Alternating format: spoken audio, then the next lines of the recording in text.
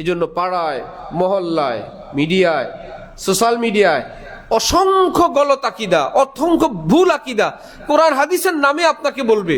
যদি হক্কানি আলিম ছেড়ে শুনতে থাকেন, দেখবেন হুজুরও গলত, ইমাম সাহেবও গলত, অমুক মাদ্রাসাও গলত, অমুক হজরতও গলত। কত বড় সন্ধান আমি পেয়ে গেলাম, কারণ আপনাকে সিস্টেম করে আপনাকে ধ্বংস করে ফেলবে।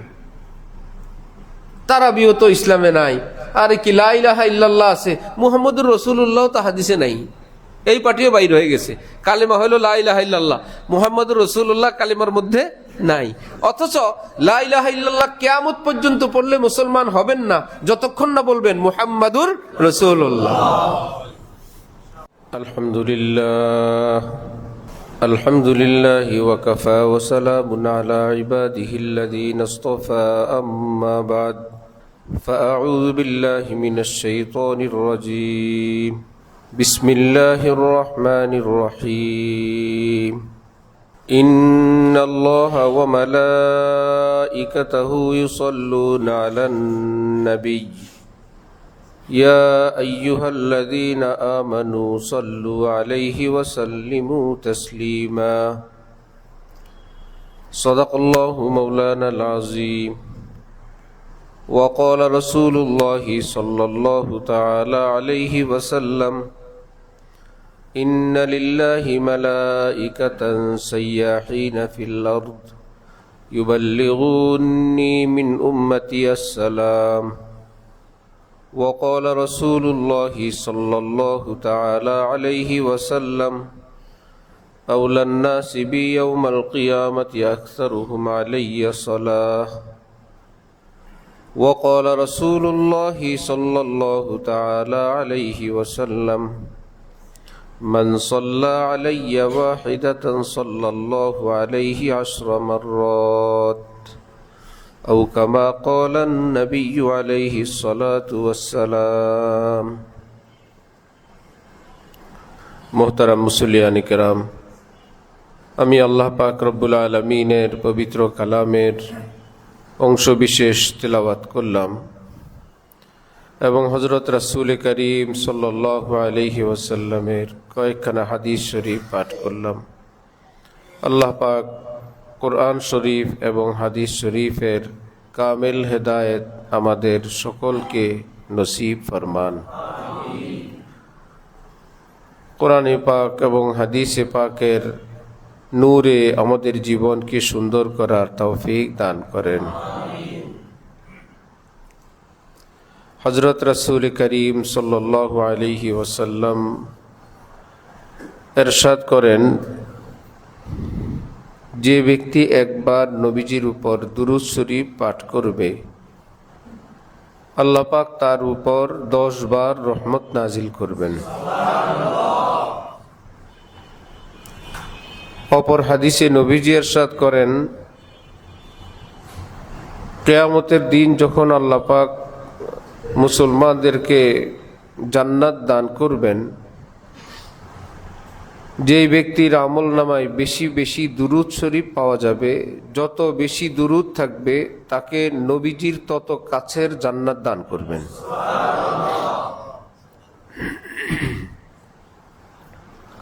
ফুকাহায়ে কেরাম বলেন, একবার দুরূদ শরীফ পড়া নবীজির উপর ফরজ। জীবনে একবার দুরূদ শরীফ পড়া ফরজ। যত মজলিসে নবীজির নাম মোবারক উচ্চারিত হবে, প্রথমবার দুরূদ শরীফ পড়া ওয়াজিব। এই ক্ষেত্রে বলনেওয়ালা শুননেওয়ালা অনেকের ভুল হয়। বলনেওয়ালা কখনো দুরূদ শরীফ পড়তে গিয়ে রেওয়াজি এক বিশেষ উচ্চারণে দুরূদ পড়েন। রাসূল সাল্লাল্লাহু আলাইহি সাল্লাম বলেছেন, বয়ান, বক্তৃতা, ওয়াজের ভিড়ের কারণে দুরূদ শরীফের সময় থাকে না। বক্তৃতা করা দরকার, বয়ান করা দরকার, মূল কথাটা দ্রুত বলা দরকার। দুরূদ শরীফ তো একটা ফর্মালিটি, যার জন্য দুরূদ শরীফ পড়ে সালাত সালাম বলে, এই দুরুদে ওয়াজিব আদায় হবে না। আমি আপনি যা বলবো কথা তো সেটাই হবে।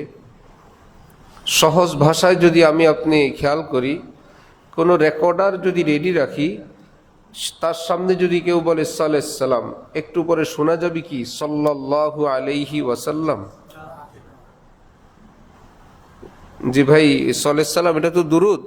সুতরাং রেকর্ডিং যেভাবে হোক, এটা যখন স্টার্ট দিব, ওর ভিতর থেকে সহি শুদ্ধ দুরুদ বের হবে না যেমন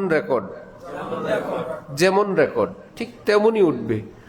আমার আপনারা আমল নামায় আমার আপনার কথাটা ঠিক যেভাবে বলবো আমল নামায় ওইভাবেই উঠবে। তো আমল নামায় তো উঠলো সালাত সালাম, এটা তো দুরুদ না।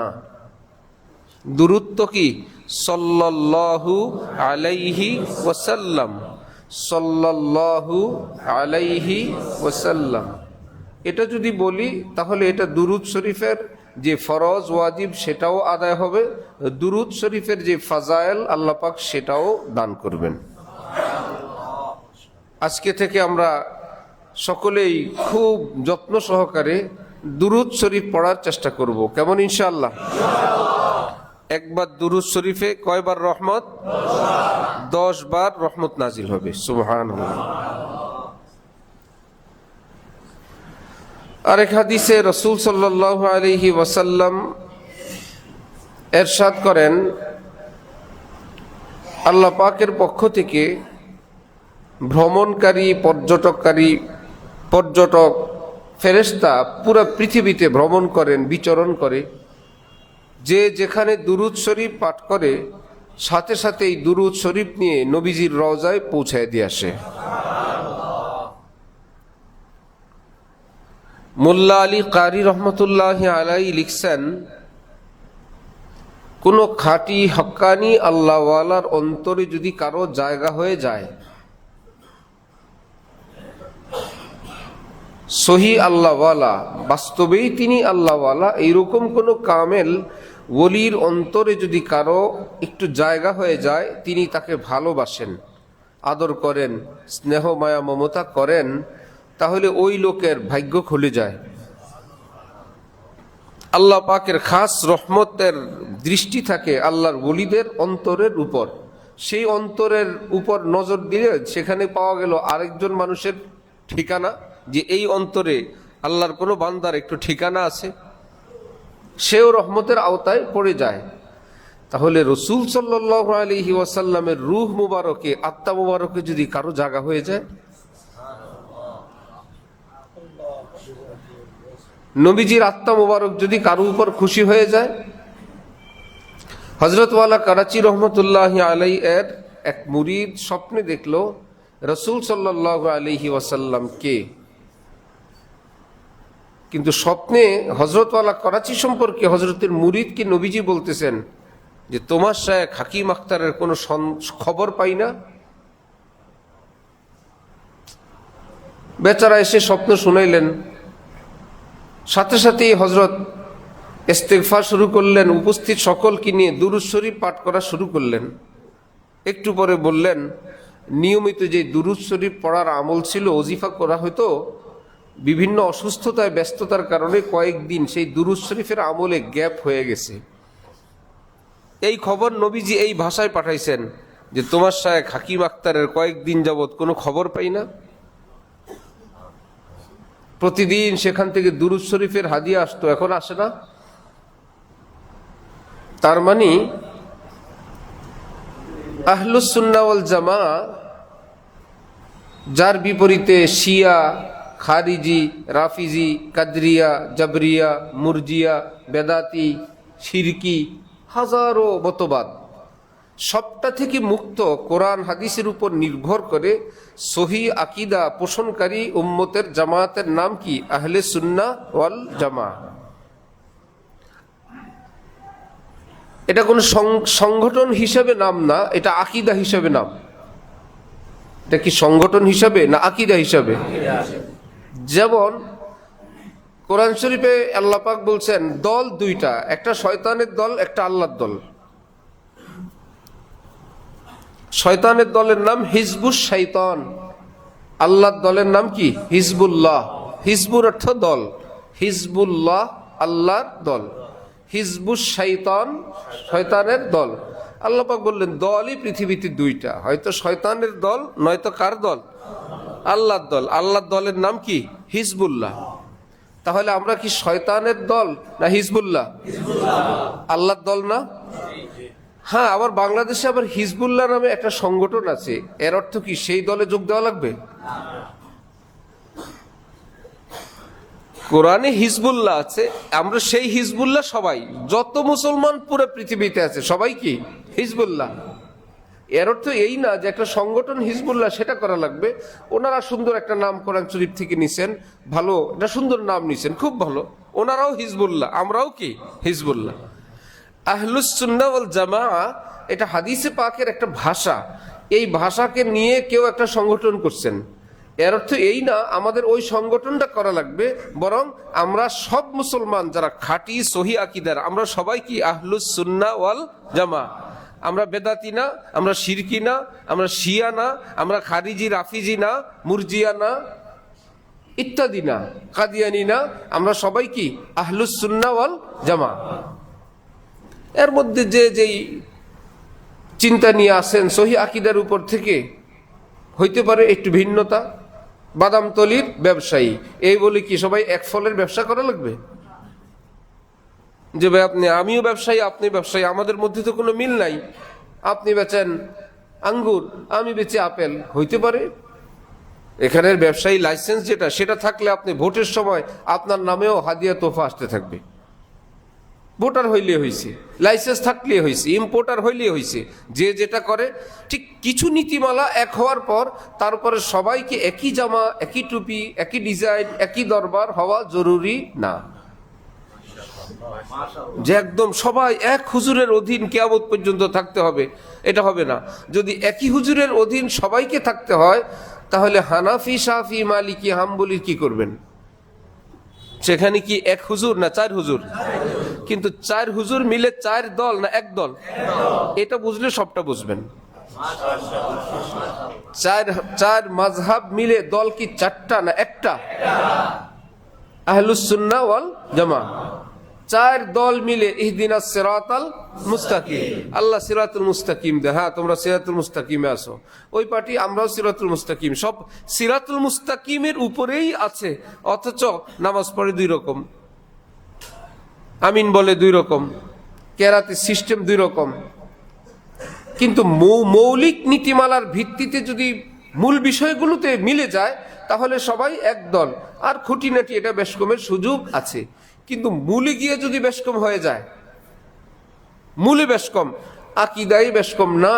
সারা পৃথিবীর আহলুস সুন্নাহ ওয়াল জামাআহ আকীদার একটা আকীদা হলো যে রাসূল সাল্লাল্লাহু আলাইহি ওয়াসাল্লামের পরে সবচাইতে বড় খলিফা হযরত আবু বকর সিদ্দিক, তারপরে হযরত উমর, তারপরে ওসমান, তারপরে আলী। চারজনের মধ্যে প্রথম দুইজন শায়েখ, প্রথম দুইজন শ্রেষ্ঠ, তারপরে দুইজন তারাও ওই পৃথিবী বিখ্যাত। কিন্তু পৃথিবীর অনেক মানুষের আকীদা আছে না, খলিফা হওয়ার কথা ছিল হযরত আলী। খলিফা হওয়ার কথা ছিল কে? হযরতে আলী।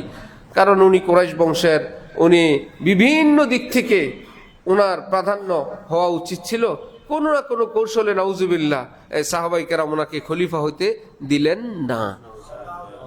এটা কি আমলের বেশকম না আকীদার বেশকম? এই গ্রুপ আর আহলুস সুন্নাহ ওয়াল জামায়াতের গ্রুপের লোক না। নামাজ রোজা যতই একই সিস্টেম করবেন, গোড়া আলাদা। এতটা এদের থেকে আরেক গ্রুপ আরো মারাত্মক। সেই গ্রুপের কথা হলো, আসলে জিবরিল আমিন নবুয়ত নিয়ে আসছিল হযরত আলীর কাছে। নবুয়ত পাওয়ার উপযুক্ত ছিল হযরত আলী। তার মানে নবী কি ভুলে নবী? আর সামনে এটার ব্যাখ্যা আসে মুখে, কিছু বলতে ভালো লাগে। আর আরো যত কথা, তাহলে এরা কি আমাদের আহলুস সুন্নাত ওয়াল জামাতের লোক না বাহিরের লোক? বাহিরের লোক। এরা তো মুসলমানই না, কাফের, কট্টর কাফের, যত বড় জুব্বা পাগড়ি পড়ুক। যত সিস্টেমই করুক, কোরআনে পাকের ভিতরে বাইন্ডিংয়ের ভিতরে যা আছে সবটা আল্লাহর কালাম, সবটা কোরআন, সবটা লৌহে মাহফুজের একটা কপি। এই কোরআনই নাজিল হয়েছে, এটাই হেফাজতে আছে, এটাই আল্লাহ সংরক্ষণ করবেন কিয়ামত পর্যন্ত। এর বাইরেও কোরআন নাই, ভিতরেও কোরআন ব্যতীত অন্য কিছু নাই। কোরআন বলতে যা, এটা এই দুই গিলাফের মধ্যখানের ভিতরেই কোরআন আছে। আহলুস সুন্নাহ ওয়াল জামার একটা আকীদা। কেউ যদি বলে এই কোরআনের কিছু অংশ এর বাইরে আছে কোথাও, তাদের বাপ দাদা পীর বুজুর্গ ইমামদের কাছে গোপনে কোনো জায়গায়, তার মানে এই কোরআন এটা পুরা কোরআন না। ভাই সেই কোরআনে কি আছে? সেটার মধ্যে তো আসল কথা আছে, হযরত আলী যে নবী হওয়ার কথা ছিল। বুঝতেছেন এবার? তাহলে এরা দাড়ি টুপি পাগড়ি জুব্বা দায়ী দেখ, এরা কি মুসলমান না কাফের? আহলুস সুন্নাহ ওয়াল জামার আকীদা হলো হযরত রাসূলুল্লাহ সাল্লাল্লাহু আলাইহি ওয়াসাল্লাম আল্লাহর বান্দা এবং তার শ্রেষ্ঠ রাসূল, তার শ্রেষ্ঠ রাসূল। আল্লাহ পাক তাকে গায়েবের অসংখ্য খবর জানায় দিয়েছেন, অসংখ্য। তিনি আগে থেকে বলে দিতেন, আল্লাহ বলে দেন, তিনি বলেন, যা বলেন যেমনি বলেন এভাবেই ঘটে। এটাকে গায়েব জানা বলে না।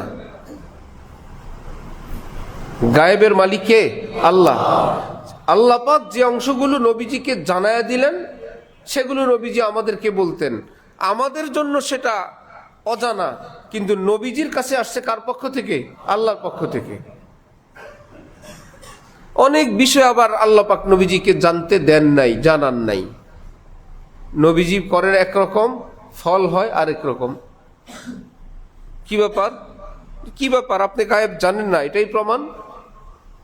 দেখলেন কি ঘটবে একটু পরে, আপনি জানতেন না। উহুদ যুদ্ধে এইরকম কিছু ঘটবে যে সাহাবাই কেরাম শহীদ হবেন, এটা কি নবীজি আগে থেকে জানতেন?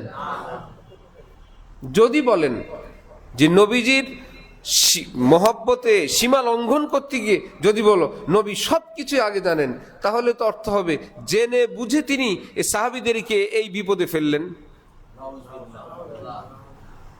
নবীজির উপরে তোহমত আসে, অভিযোগ আসে। এক বুড়ি নবীজিকে দাওয়াত দিল, নবীজি খাবার নিলেন, মুখে নিলেন। মুখে নেয়ার পর জিবরিল আমিন এসে বলতেছে যে খবরদার, খাবারে কিন্তু বিষ মেশানো। খাবারে কি মেশানো? বিষ মেশানো। এখন যদি বলেন সব সময় নবীজি আগে থেকেই সবকিছু জানেন, তাহলে অর্থ কি দাঁড়ায়? জেনে বুঝে নবীজি বিষ মুখে দিছেন, নাউজুবিল্লাহ। আর যদি অর্থ হয় যে না, আমাদের নবীজি জানতেন না, সাধারণ মনে করে, খাবার মনে করে মুখে দিছেন, তাহলে নবীজির জন্য মায়া লাগবে যে আল্লাহ এত বড় মজলুম, তিনি এত বড় জুলুম করলো জালেমরা। এবং এই বিষের আসর প্রভাব নবীজির দেহ মুবারকে ছিল, এবং এই কষ্টেই নবীজির দুনিয়া থেকে বিদায় নিলেন, কারণে আল্লাহ পাক তাকে শাহাদাতের মর্তবাও দান করবেন। আরেক গ্রুপ নবীজিকে উঠাইতে উঠাইতে উঠাইতে এত উঠাইছে যে আমার নবী সব জানেন। এটা তো আমলের ব্যাপার না, এটা আকীদার ব্যাপার। কিসের ব্যাপার? আকীদার ব্যাপার। নবীজি যখন মক্কা শরীফ ছিলেন তখন মদিনা শরীফ ছিলেন না, যখন মদিনা শরীফে ছিলেন তখন মক্কা শরীফে ছিলেন না।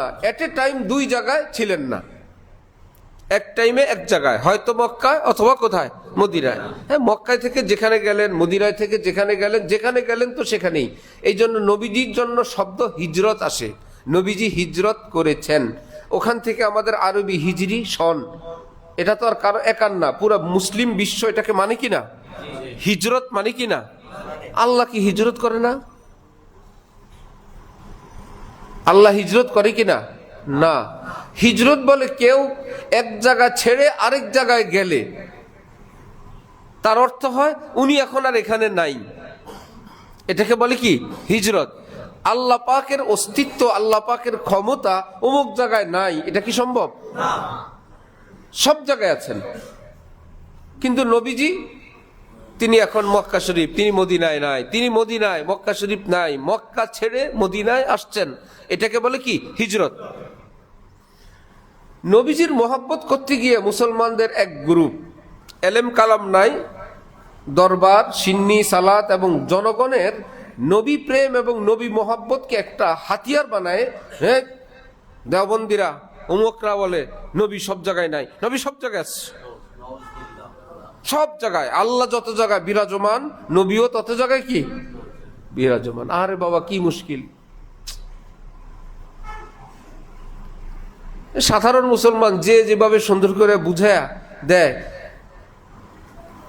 আলেমের কাছেও যায় না, বুঝতেও যায় না। শুরু হয়ে গেল নবী সব জায়গায় আছেন। এই পার্টির আরেকটা আকীদা, নবীজির মৃত্যু হয় নাই। কি মুশকিল! নবীজির ইন্তেকাল হয় নাই। যারা বলবে নবীজির মৃত্যু হয়েছে, ইন্তেকাল হয়েছে, তারা নবীর দুশ্মন। দলিল কি জানেন? হযরত আলী, হযরত ওমর রাদিয়াল্লাহু তাআলা আনহুর এক কথা। নবীজির বিদায়ের সংবাদ যখন হযরত ওমরের নিকট গেল, হযরত ওমর বললেন, যে বলবে নবী নাই তারে দুই টুকরা করে ফেলবো।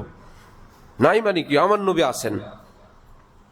এটা তো একটা আবেগের কথা, এটা তো একটা জোশের কথা।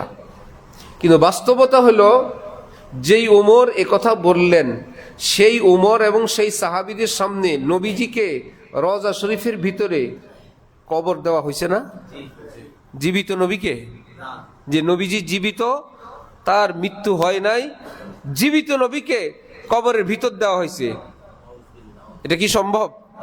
বরং কোরআন শরীফ আল্লাহ পাক বলেন, সাহাবায়ে কেরাম, হযরত আবু বকর সিদ্দিক যখন বললেন, ইন্নাকা মাইয়িতুন ওয়া ইন্নাহুম মাইয়িতুন, হে নবী, মৃত্যু কিন্তু আপনারও আছে। আল্লাহ পাক বলতেছেন সবার কিন্তু মৃত্যু আছে, মৃত্যুর স্বাদ আপনাকেও আস্বাদন করতে হবে। এটা বোঝানোর পর হযরত ওমর একটু স্বাভাবিক হলেন। তাহলে নবীজি এই দুনিয়ার থেকে বিদায় নিয়ে গেলেন, যে এটা কি জীবিত অবস্থায় না ইন্তেকালের পর, ওফাতের পর, ইন্তেকালের পর? এটা হলো আহলুস সুন্নাহ ওয়াল জামার আকীদা। আর যারা এই ব্যাপারে সীমা লঙ্ঘনকারী, আবার নিজেদের নাম রাখে আহলুস সুন্নাহ ওয়াল জামা, তারা বলে নবীজির মৃত্যু হয় নাই। বিপদটা দেখেন। সহি আকীদা হলো নবীজির ইন্তেকাল হয়ে গেছে, নবীজি পর্দার আড়ালে চলে গেছেন। তাদের কথা হলো নবীজি যান নাই, আছেন, রওজা শরীফে তো আছেন, আমরাও বলি আছেন, তারাও বলে আছেন। কিন্তু আমাদের আকীদা, সহি আকীদা হলো মধ্যখানে ওফাত নামক যেই বিধান, সেটা ওনার উপর আসছে। ওদের কথা হলো না, সেটাও আসে নাই। তাহলে ওদের উপর কি প্রশ্ন হয় না যে ওয়াফাত যদি না হয়, মৃত্যু যদি না হয়, জীবিত নবীকে সাহাবীরা কবরস্থ করলো?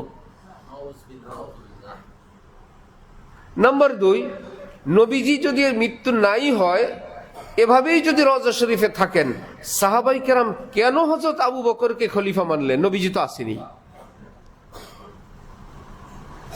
হযরত আবু বকরের হাতে সব সাহাবী বায়াত হন নাই?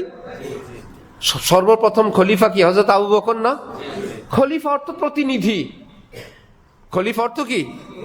মূল ব্যক্তি যদি থাকেন, প্রতিনিধি কিসের? না, সাহাবায়ে কেরামও ভাবছেন তিনি এখন এই জগতে আর নাই। সুতরাং এই জগতের এখন যে আছে, তার মধ্য থেকে আমাদেরকে একজনকে নিজেদের মুরব্বী, নিজেদের খলিফা বেছে নিতে হবে। সকলে সর্বসম্মতিক্রমে হযরত আবু বকরকে ঠিক করলেন, যে ইশারা ইঙ্গিতে নবীজির থেকে আমরা এটা আগেই বুঝতাম যে উনি যে খলিফা হবেন। নবীজি জীবদ্দশায় কাউকে নবীজির জায়নামাজে ইমামতি করতে দেন না, কিন্তু 17 ওয়াক্তের ইমামতি করলেন হযরত আবু বকর সিদ্দিক। আমরা তখনই টের পাইছি যে নবীজির পরে তিনিই খলিফা হবেন। সব কাজেই তিনি আগে, বুঝে, বুদ্ধিতে, জ্ঞানে ইত্যাদিতে ওনার সঙ্গে পারা যায় না, খলিফা উনিই হবেন। তাহলে হযরত আবু বকরের হাতে বায়াত হলো কি 2, 4, 10 জন, একটা গ্রুপ সাহাবী না? সবাই মিলে। তারপরে ওমর, তারপরে ওসমান, তারপরে হজরতে আলী রাদিয়াল্লাহু তাআলা আনহুম আজমাইন। যদি নবীজির মধ্যখানে ওফাত না হয়, এর আগে ঈমানের সঙ্গে নবীজির কাছে যে যেত সে কি হইতো? সাহাবী। নবীজিকে দেখলেও সাহাবী, না দেখলেও কি সাহাবী। অন্ধ সাহাবীরা সাহাবী হয়ে গেছে না দেখেই, ঈমানের সাথে নবীজির কাছে গেলেই কি হয়ে যায়? সাহাবী। নিজে দেখবে অথবা নবীজি দেখবে অথবা কাছে যাবে। হাফিজ ইবনে হাজার আসকালানী রহমতুল্লাহি আলাইহি বুখারী শরীফের ব্যাখ্যাকারী, তিনি লিখছেন যে দেখা জরুরি না, ঈমানের সঙ্গে নবীজির কাছে গেলেই কি হয়ে যায়? সাহাবী হয়ে যায়। তো সেই ভাইদের জন্য একটা প্রশ্ন হয় না যে সাহাবী হওয়া বন্ধ হইল কবে? নবীজি তো আসেনি, আসেন না? এবং সকলের আকীদা তাদের এবং সহি আকীদা হইল এখনো যারা রওজা শরীফের সামনে যায় নবীজি তাদেরকে দেখতে পান এবং সালামের শুনেন, সালামের জবাব দেন। এটা আকীদা সহি, আমাদেরও আকীদা। উম্মত যখন সালাম দেয় আসসালাতু ওয়াসসালামু আলাইকা ইয়া রাসূলুল্লাহ, রওজা শরীফ থেকে নবীজি জবাব দেন ওয়া আলাইকাস সালাম ইয়া উম্মতি। এত বড় সালাম আদান প্রদানে সাহাবী হয়ে যাওয়ার কথা না?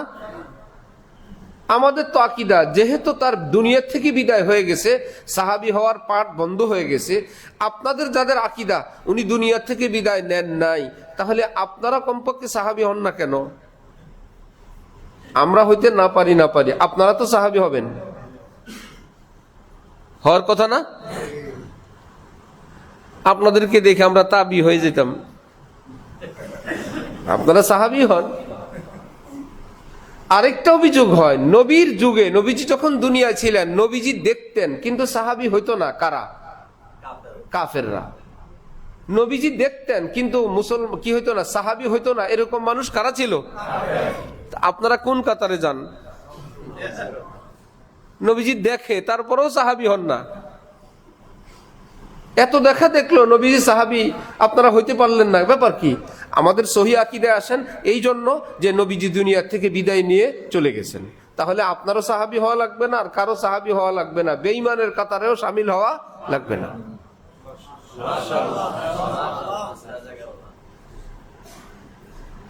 দুরূদ শরীফ কেউ পড়ে বসে, কেউ পড়ে দাঁড়ায়, এটা ছোটবেলা থেকে সারা দেশের। এটার সঙ্গে একদল লোক এই সর্বসাধারণ মুসলমানের সঙ্গে একটু যুক্ত করে দিছে। দুরূদ শরীফে কেন দাঁড়ায় জানেন? নবীজি আসেন। দুরূদ শরীফ দাঁড়ায় পড়া এত বড় কঠিন অপরাধ না ভাই। দুরূদ শরীফ পড়ছে একজনে, আমাদের বাপ দাদারা কত মুরব্বীরা পড়ছেন না।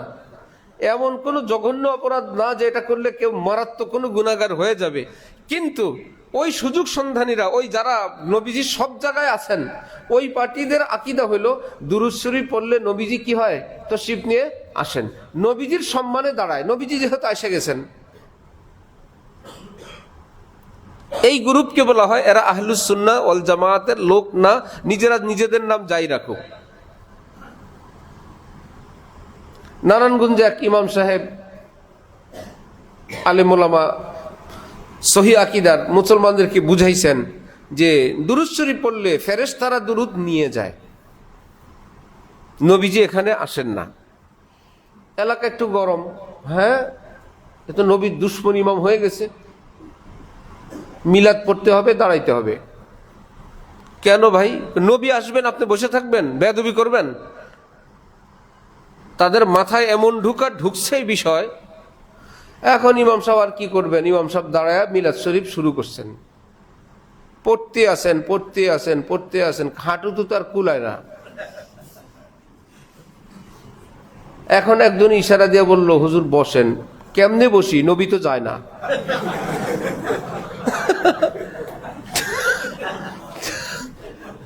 নবীরে রেখে বসি কেমনে? হুজুর আর হাঁটু কুলায় না কেন? দাঁড়ায় থাকো। যত ভ্রান্ত আকীদার একটা জায়গায় দুইটা জায়গায় এরকম। চোর যখন চুরি করে একটা বিতর্কে গিয়ে আটকা পড়ে যায়, আর উত্তর দিতে পারে না, অনেকক্ষণ চাপা ছাড়ে, অনেকক্ষণ কথা বলে, এক দুই পয়েন্টে গিয়া আর পারে না। এই জুতা কার? আস্তে মাথা নোয়ায় দেয়। এই সিসি ক্যামেরাতে এটা কার, আস্তে এতক্ষণ এসা তেসা। তো নবী তো যায় না, এবার তারাও বুঝছে যে ঘটনা কি। আপনারাই মনে মনে প্রশ্ন করেন যে দুরূদ শরীফ পড়লে নবীজি আইসা যায়। আমরা তো দুরূদ শরীফ সারাদিন যার যখন সুযোগ হয় পড়েন কিনা? তো কোন দুরূদ পড়লে নবীজি আসে? এক নম্বর প্রশ্ন। কয়জন মিলে পড়লে নবীজি আসে? কি বলার সাথে সাথে নবীজি আইসা যায়, আর কি বললে নবীজি চলে যায়? একটু জানেন, জিজ্ঞেস করেন যে কোন শব্দ বলার সাথে সাথে নবীজি আসেন, আর নবীজি যাওয়ার জন্য কি সংকেত দেন যে নবীজি আর হাঁটু কুলায় না, আপনি যান, আমরা বসি। আমি বলছি না দাঁড়ায় দুরূদ শরীফ পড়া যাবে না, সেটা আরেকটা মশালা, কিন্তু এটার সঙ্গে যে শিরকি আকীদা যোগ হইলো, আমি ওই অংশটুকুন কথা বলছি। যে নবীজি আসছেন এই বলে দুরূদ শরীফ দাঁড়ানো, কেউ দাঁড়ায় দুরূদ শরীফ পড়ে, এটা কি আমি নাজায়েজ বলছি না জায়েজ? জায়েজ। কিন্তু আকীদা যেটা নবীজি আসেন, এই আকীদা শিরিক। তাহলে আর নবীজির ফেরেশতা, আল্লাহ পাকের পক্ষ থেকে ফেরেশতা যে দুরূদ শরীফ নিয়ে ফেরেশতারা নবীজির রওজায় যায়, গিয়ে দেখবো তো নবীজি নাই। নবীজি তো যে দুরূদ পড়ে তার বাড়িতে চলে গেছেন।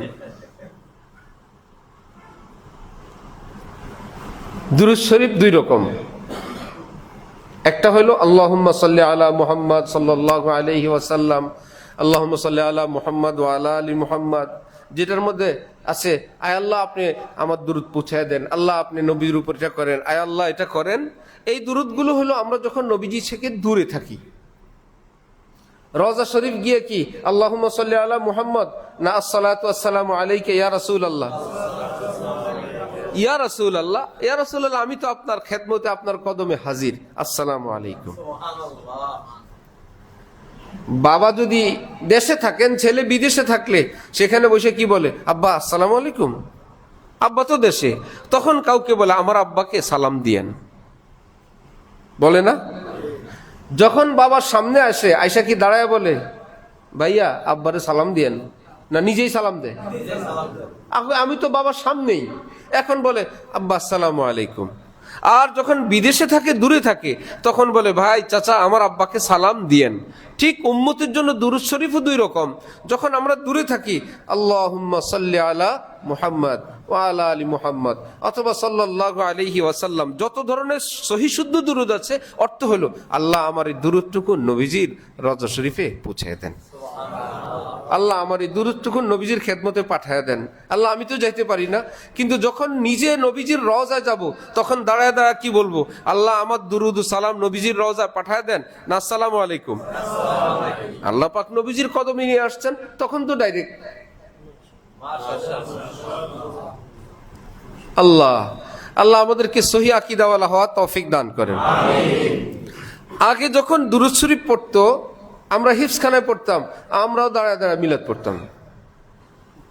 এক হুজুর কিছুক্ষণ বলতেন, আমাদেরকে ইশারা দিতেন, বাকি কথা আমরা বলতাম। আমরা মনে করতাম এটা একটা গুরুত্বপূর্ণ জিনিস, এটা শিখা চাই। পরে জানলাম এটা জরুরি বিষয় না। আচ্ছা, ওর মধ্যে একটা কথা, যারা দাঁড়ায় দাঁড়ায় দুরূদ পড়তো, এখনো তারা জীবিত আছে, আমরা যাদের সঙ্গে পড়তাম মুরব্বীরা, তারা বলতেন যে কি দুরূদ শরীফ পড়ে যখন বসতো, শেষ বসার আগে বলতো ভেজে রব মেরে দুরুদ ও সালাম বরগজিদা নবী পর আপনি মুদাম। আয় আল্লাহ আমরা একটু দুরুদ ও সালাম পড়লাম, আমাদের দুরুদগুলো আপনি নবীজির রওজায় পৌঁছায় দিয়েন। একটু আগে আপনি বললেন দাঁড়াইলেন নবী আসার কারণে, আবার এখন বসার সময় বলতেছেন আয় আল্লাহ নবীর কাছে আমার দুরুদ পৌঁছায় দিয়েন। বোঝা গেল আগের যুগে যারা এই আকীদায় দাঁড়াইতেন যে সম্মানে একটু দাঁড়াইলাম, নবীজির সম্মানে। কোনো বড় কেউ ফোন দিলে মানুষ শোয়ার থেকে উঠে যায়, হয় কি না? ওস্তাদ শায়েখ বস, বসের বড় বস শুয়ে কথা বলতে পারে না, ওই বেটা কি দেখে নাকি? মানে সম্মান শ্রদ্ধা ভক্তির কারণে লাভ দিয়ে উঠে যায়, অমুকের ফোন, কাঁপুনি উঠে যায়। তো নবীজির উপরে দুরূদ শরীফ পড়বো, কি করবে না করবে, আবেগে মহব্বতে জোশে কেউ দাঁড়ায় গেছে, আপত্তি নেই। কিন্তু সঙ্গে যে আর একটু মিঠাই লাগায় দিল, বিপদ হয়ে গেল সেখানে। আল্লাহু আকবার। এখন সহিহ আকীদাওয়ালা ওলামায়ে দেওবন্দ, ওলামায়ে হক্কানির বিরুদ্ধে যাদের অবস্থান যে নবী সর্বত্র থাকেন, তাদের কয়েকটা কথা। একটা কথা হইল, নবীজি সব জায়গায় থাকে না। আপনারা শুনেন নাই যে কোনো মানুষের মৃত্যু হইলে কবরে মান রব্বুক ওয়া মা দীনুক ওয়া মান হাযার রাজুল আল্লাযী বুইসা ফীকুম। তিনটা প্রশ্ন। কে রব, তোমার দিন কি, এই ব্যক্তি কে? নবীজির চেহারা মুবারককে দেখায়া বলে ইনি কে। হাযা আরবি শব্দ অনুযায়ী ইসমি ইশারা লিল করিব, কোন কাছের বস্তুকে ইশারা করার জন্য বলা হয় হাজা, দূরের বস্তুকে ইশারা করার জন্য বলে জালিকা। তো কবরস্থ ব্যক্তিকে যখন বলা হয় এই ব্যক্তিকে, এর দ্বারা কি বোঝা যায়? নবীজি কি দূরে না কাছে? এই প্রশ্ন কি একত্রে সারা পৃথিবীর একজনকে করে না বহুজনকে করে? তো বহু মানুষের মৃত্যু হইল, সবাইকে তো প্রশ্ন করতেছে এই ব্যক্তিকে, এই ব্যক্তিকে, এই ব্যক্তিকে। সুতরাং বোঝা গেল নবীজি এক জায়গায় না, পৃথিবীর সব জায়গায় থাকে। সবার কবরে তো প্রশ্ন হচ্ছে এই ব্যক্তিকে, এই ব্যক্তিকে, এই ব্যক্তিকে।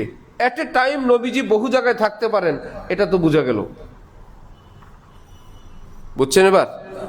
এলেম যখন পুরা না থাকে, অল্প থাকে, বিপদ এলেমের নামেই আসে। এই জন্য যত ফেতনা, ইংরেজি শিক্ষিত লোক কোনো কুল কিনার করতে পারবে না। একটু এলেম কালাম থাকলে জোড়া তালি দিয়ে তখন এটা ফেতনা মোটামুটি মার্কেটে চালানো যায়। এইটুকুন যদি আমাকে আপনাকে খালি মাঠে কেউ ওয়াজ করে দেয়, আপনি বলবেন পাইছি লাড্ডু। কথা তো ঠিক। সব কবরেই তো বলে মান হাজার রাজুল, ইনিকে। বোঝা গেল নবীজি সব দুনিয়ায় সব জায়গায় থাকতে পারে, এটা আমার নবীর এসা তেসা। আচ্ছা, প্রশ্নগুলো কি শুধু মুসলমানের হয় না কাফেরেরও হয়? হিন্দুর হয় কিনা, খ্রিস্টানের হয় কিনা? ওই ভাইদের আকীদা অনুযায়ী নবীজি কি শুধু মুসলমানের কবরে আসে না হিন্দু, খ্রিস্টান, বৌদ্ধ, চিতা কুতা সব জায়গায় আসে কিনা? নবীর ইজ্জত বাড়াইলেন না কমাইলেন? নবীজির চিতায়ও পাঠাইলেন। সবার কবরে তো প্রশ্ন, অমুসলিমকেও তো প্রশ্ন তিনটা হবে। তাহলে এই ব্যক্তিকে সবার কবরে যদি নবীজির নিয়ে যাও, তাহলে হিন্দুর চিতায় পাঠাইল না? মুসলমানদের সহি আকীদা হলো কোন নবীজি কারো কবরে যান না, নবীজি থাকেন নিজের রওজায়। আল্লাহ পাক নবীজির চেহারা মুবারককে দেখা ফেরেশতাদের মাধ্যমে জিজ্ঞেস করেন, বলো ইনি কে। যেতে হয় না এট এ টাইম এত জায়গায়। এটার জন্য আগের যুগের প্রশ্নের উত্তর ছিল কঠিন, এখন সহজ। বিশ্বকাপ কি পুরা পৃথিবীর সব জায়গায় হয় না এক স্টেডিয়ামে? দেখে কয় জায়গায়?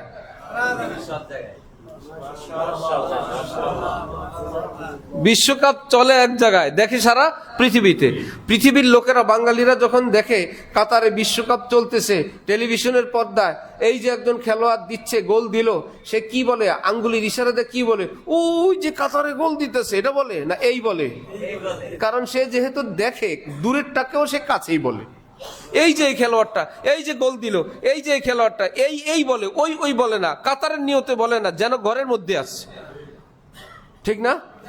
কারণ যেহেতু দেখা যায়, যেহেতু দেখা যাওয়ার কারণে মনে হয় কাছেই। ঠিক কবরস্থ ব্যক্তিকে যখন প্রশ্ন করবে নবীজিকে এতটা কাছে দেখানো হবে, সে এই জন্য ফেরেশতারা বলবে বলো ইনি কে। নবীজি তো আছেন রওজায়, আল্লাহ পাক তাকে এইভাবে লাইভে সম্প্রচার করে আল্লাহ পাক তাকে দেখার ব্যবস্থা করে দেন।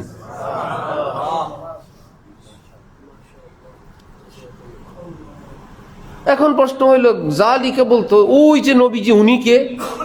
ওটার উত্তর তো আমরা দিলাম যে যেহেতু দেখা যায় এই জন্য কাছের। আরেকটা উত্তর হইল হযরত ইব্রাহিম আলাইহিস সালাম। হযরত ইব্রাহিম আলাইহিস সালামের গোত্রের লোকেরা ছিল মুশরিক। তো উনি এদের সঙ্গে একটু তাল দিয়ে এদেরকে আটকানোর জন্য বললো, কি বলো ওই চাঁদটাকে, সূর্যটাকে আল্লাহ বলা যায় না? কাহা বলা যায় না? কি এত বড় জিনিসে আল্লাহ বলবা না তো কারে বলবা?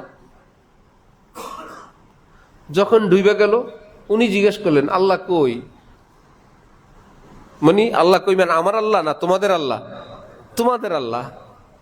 আমার আল্লাহ তো আমার আল্লাহ। তোমরা যে একটু আগে সূর্যরে খোদা বানাইলা, সূর্য খোদা কই? সূর্য কি থাকে নাকি? ডুবে গেছে। আস্তাগফিরুল্লাহ, খোদা নাই, আমরা বন্দারা রইলাম, খোদা চলে গেছে। এইরকম জিনিসই খোদা বানান যায় না। যেই খোদা নিজেই নাই হয়ে যায় বন্দাকে রাইখা, এইরকম খোদা আমার দরকার নাই। আমার খোদা দরকার যেই খোদা সব সময় থাকবেন। এইরকম বাটে বাটে ফেলায়া তাদেরকে একটা বিপদে ফেললেন।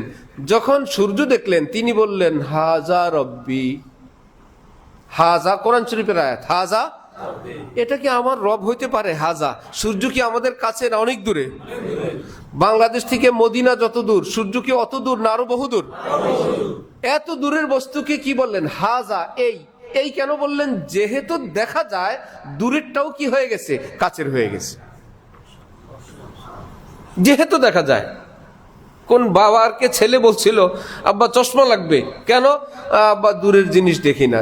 উঠানে নিয়ে জিজ্ঞেস করলো, আকাশের দিকে তাকায়, এটা কি? সূর্য। দিছে থাপ্প, শয়তান, আর কত দূরে দেখতে চাস? দূরের জিনিস দেখি না, চশমা কিনবি? সূর্য পর্যন্ত দেখে, আর লাগবে না চশমা, আর দূরে দেখার দরকার নাই। তো সূর্য আছে তো দূরে, কিন্তু আমরা দেখার কারণে আমরা কি বলি? এই সূর্য, ওই বলা লাগে না। ঠিক নবীজি আছেন দূরে, নবীজির রওজায়, দেখানোর কারণে ফেরেশতারা প্রশ্ন করে কি ওই ব্যক্তিকে না এই ব্যক্তিকে? এই ব্যক্তিকে। এবং দুরূদ শরীফের সিস্টেমও দুইটা, আর অনেক লম্বা কথা।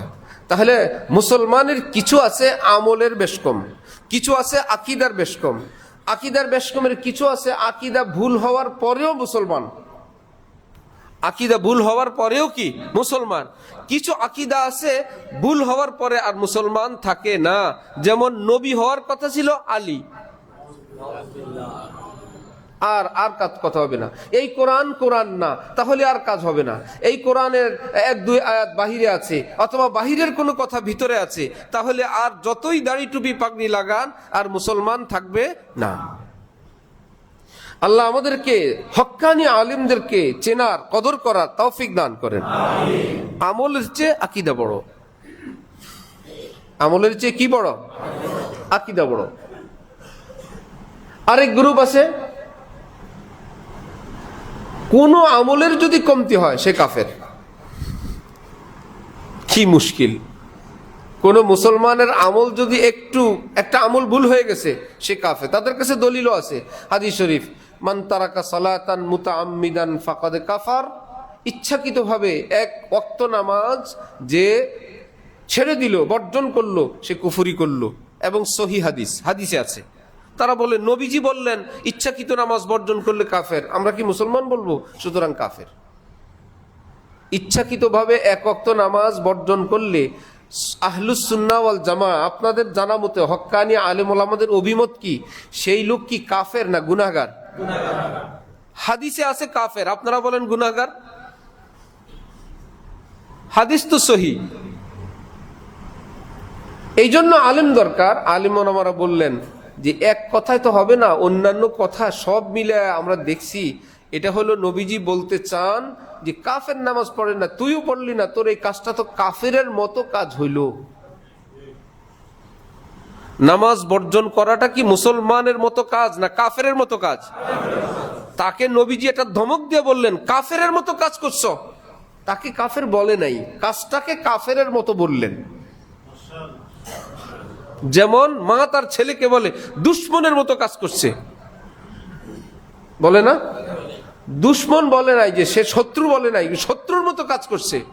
ভাই ভাইকে বলে ভাই ঠিকই আছে, কিন্তু রাগের চোটে বললো শত্রুর মতো কাজ করছে।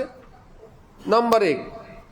নাম্বার 2, রাগের চোটে কোনো বাবা তার ছেলেকে অনেক দিন শাসন করার পর শুনে না এমন অপরাধ করলো, বাবা খেপছে, বাবার হাতে ছিল বড় দা, বাবা বললো আজকে তোকে 2 টুকরা করে ফেলবো। বুড়া বাপ দিছে দৌড়ান, ছেলেও দৌড়, বাপও দৌড়, আজকে রাখবো না, আজকে তোকে 2 টুকরা করেই শেষ করব। আরো কত কথা, আমি যদি বাপের পুত না হই, এসা তেসা কত কথা বলে, তোরে শেষ। অনেকক্ষণ দৌড়াইলি, বুড়া কি আর জোয়ানরে পারে নাই। এলাকার কিছু যুবক ছেলে দেখলো আমাদের এই নামাজি মুরব্বী দা হাতি নিয়ে, আমরা নিজ কানে সবাই মিলে শুনলাম, তিনি বলছেন আজকে আমার ছেলেকে, ওকে আজকে 2 টুকরা করব, এই ছেলে আমার লাগবে না। এবং দা হাতি নিয়ে উনি চেষ্টাও করছেন, পারেন নাই। তো আমরা একটু খেদমত করি। তারা কয়েকজন মিলে ওই ছেলেরে ধরে 2 টুকরা করে আইসা ওর কাছে বলতেছে, আব্বা চাচা আপনি যে দুপুরে চেষ্টা করছিলেন, আমরা আপনার খেদমতটা করে আসছি। কি খেদমত? এই যে আপনি দা হাতি নিয়ে দৌড়াইছিলেন এবং বললেন আপনার ছেলেকে 2 টুকরা করবেন, আপনি তো পারেন নাই, আমরা আপনার কাজটা করে আসছি। আপনারা বলেন আল্লাহর ঘর মসজিদে, বাবা কি খুশি হবেন না কষ্ট পাবেন?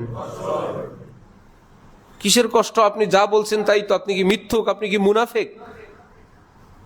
আপনি মুখে একটা ভিতরে আরেকটা, আপনি কি সেই মুনাফিক নাকি? আমরা তো জানি আপনি খাঁটি মুসলমান, যা বলছেন তাই। বাবা বলবে এত খেদমত লাগবে না, আপনারা থানায় চলেন। কি? আর এটা তো আমার মনের রাগের কথা, ওটা কি আমার ভিতরের কথা? আমি কি কাছে পাইলে কোপ দিয়ে টুকরা করতাম? এটাকে তাকে ধমক দেওয়ার জন্য, শাসন করার জন্য, তার ভুলটাকে চরম বুঝানোর জন্য আমি একটা সিস্টেম করছি। তোমাদের কি টুকরা করার জন্য বলছি? ঠিক নবীজি এরকম যারা নামাজ ছাড়ে ইত্যাদি করে, নবীজি এদেরকে বলছে। নবীজির ওই কথা শুনা ওই কয়েক যুবক মিলে যেরকম টুকরা করে ফেলছে, উম্মতের মধ্যে কিছু হুজুর মিলে মুসলমানদের কাফের বানায় দিছে। কি ব্যাপার? হ্যাঁ, নবীজি বলছেন যে নামাজ ছাড়ে সে কাফের। নবীজির কথা মিথ্যা নাকি? যে নামাজ বাদ দিছে সব কাফের। নবীজি বলেন আরে ওটা কি আমার মনের কথা নাকি? আমার উম্মতের তুই কাফের বানায় দিলা, টুকরা টুকরা করে ফেললা। ওটা তো আমার কলিজার টুকরা উম্মত, তার অন্যায়টা জঘন্য, সেটা বোঝানোর জন্য আমি এই ভাষায় বলছি। আমি তো সুপারিশ করার জন্য কিয়ামতের দিন এই ব্যক্তির জন্য দাঁড়ায় থাকবো। নামাজ বর্জনকারী কিন্তু আমার উম্মত মুসলমান, আমি তো হাউজে কাউসারের কাছে দাঁড়ায় থাকবো। আমি তো অরেদ বাদ দিয়ে আমি বেহেশতেই যাব না। ফেরেশতারা বলবে চলেন জান্নাতে, আমি বলবো না আমার উম্মত বাকি আছে। এগুলো তো নষ্টভ্রষ্ট যাই হোক, লা ইলাহা ইল্লাল্লাহ মুহাম্মাদুর রাসূলুল্লাহ এইটুকুন তো ছিল। আমি একজনকেও বাদ দিয়ে বেহেশতে যাব না। আমার মনের কথা তো সেটা।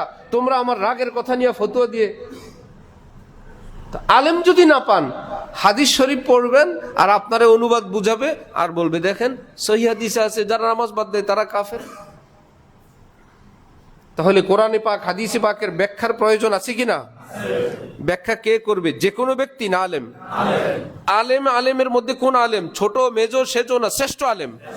শ্রেষ্ঠ আলেমদের ব্যাখ্যা নিয়ে আমাদেরকে বাঁচতে হবে।